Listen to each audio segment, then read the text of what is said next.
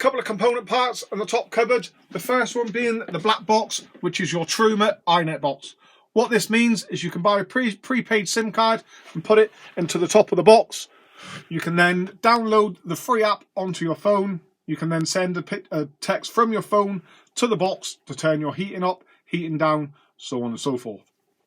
Box to the left of that, the white box, is your TV booster box. As soon as you put your master switch on, that red light comes on, boosting the signal from your aerial to the TV, giving you a picture.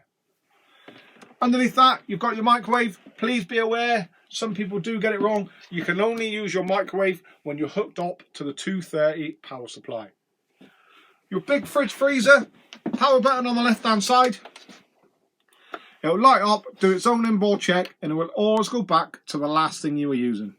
At the moment, we're just using it on gas, and we've got it nice and cold. If we want to change it, press the square button, and now we've got it on automatic. That's probably the one you're going to use at all times. So it's automatically choosing electric as the best source. Again, if the campsite has a power cut, it will automatically jump over onto gas. If you then have a power cut and the gas runs out, it will automatically jump over onto the vehicle battery. But it won't work on the vehicle battery unless the vehicle is running. So that's automatic. You can manually just have it on electric.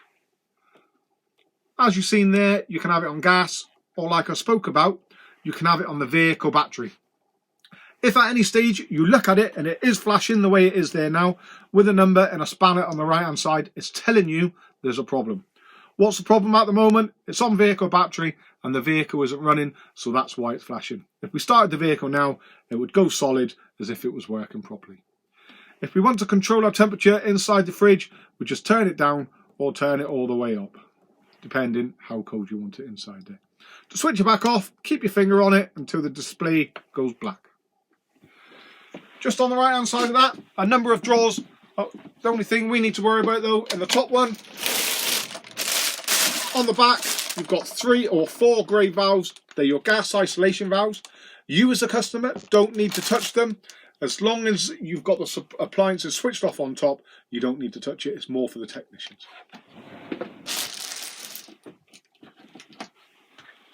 2 gas ring and 1 electric. Again, to use the electric hob, you have to be plugged in to your 230 power supply. But I'll show you the gas working now just on top.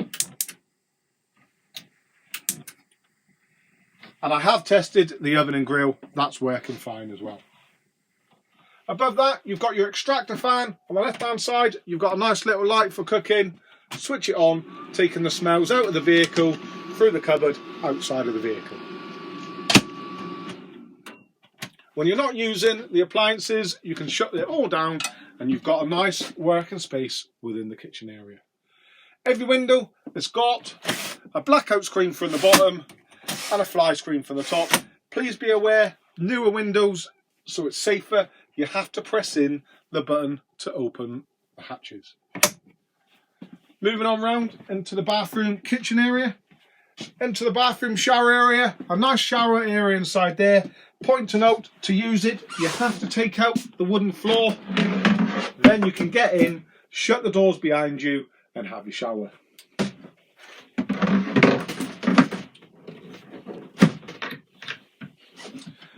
In the front there, nice little storage. Once you've got your carpets or anything like that down, nice little hidey hole for securities inside there. In the toilet area, your toilet, you can use in whatever direction you want, so you can turn it around. Just remember, on the front of it is your opening and closing of the toilet itself. As long as you've got your master switch on and your pump on, and you've got fresh water in the container, it's a normal work and flush at all times. Just remember to close it off once you've done it so the smells don't come back up. Your light switch for inside the toilet area is on the side of the cupboard. Nice little cupboard for niceties inside there. And again, fresh running water, both hot and cold, within the shower as well. Just to note, inside the cupboard, you've got a nice little cupboard, but your toilet roll holder is inside the cupboard. Into the rear bedroom. Cupboard on one side with shelves. Again, another cupboard on the other side. an overbed storage. Underneath the bed you've got your lights, which can be switched on and off, and they've got USB chargers on there as well. Above you've got your skylight, giving you fly screen, blackout screen. To open it, press in the button, the handle will drop down depending on how wide you want the window open. The bed at the moment is in its upper position, so you're sat up in bed relaxing or chilling. To bring it down into the sleeping area, come to the bottom of the bed, grab hold of the base, bring it down, giving you your double bed. You'll notice under there as well, you've got your 2 drawers for storage inside there as well. Both sides of the beds, you've got storage underneath the carpet again. What we're going to do now is turn around and now show you the front bed and the front compartments. Front bed is electric, it's up in the roof. All we simply do is press the button to bring it down. Like I was there, if you do realise somebody's under there, as soon as you take your finger off the button, it will stop. It won't come all the way down. And all the way back up again. Please note, do not lay on the bed and press the button to go up and down. You will burn the motor out. It's a brand new bed, it's a brand new vehicle, but we never know how or when an electrical component is going to break. To deal with that, underneath on the right hand side, you've got a black cover. Underneath that black cover, you've got a nut. Lee will supply you with a spanner, so if you're on holiday and it's halfway up, halfway down, all the way up, if it's broken, you can manually do what you need to do and enjoy your holiday. At the earliest opportunity, you can then bring it back and then it will be looked at.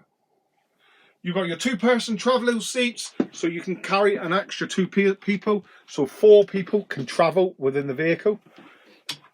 Under storage on both sides of the bed, and then you've got your other seat on the right hand side. Point to note on this one, take the cushions off, lift up the cover, and it looks a busy compartment. That big black box is your heater or your hot water supply. We need to drain this at the end of the holiday as well. On the right hand side, you've got a black compartment with a blue switch. Turn it and you'll see a blue button come out. That is the hot water now draining outside of the vehicle. To lock it back off, turn the blue handle 6 to 12 and press in the button. What's good to note about that, if you do forget to drain it and the temperature drops below 3 degrees inside the vehicle, in and around there, it will think you're not using it and automatically dump the vehicle. On the back wall there, you've got your normal switches and fuses, if anything switches or fuses inside the van. And just on the front there, you've got your control panel for your solar panel. What do you need to do to it? Absolutely nothing. It's continuously charging your leisure battery. Point to note, if you've got your hot water and especially your central heating on, and you open this window, it will knock it off because the fumes will be coming back inside, so it knocks it off. Any questions on the inside of the vehicle? There we are.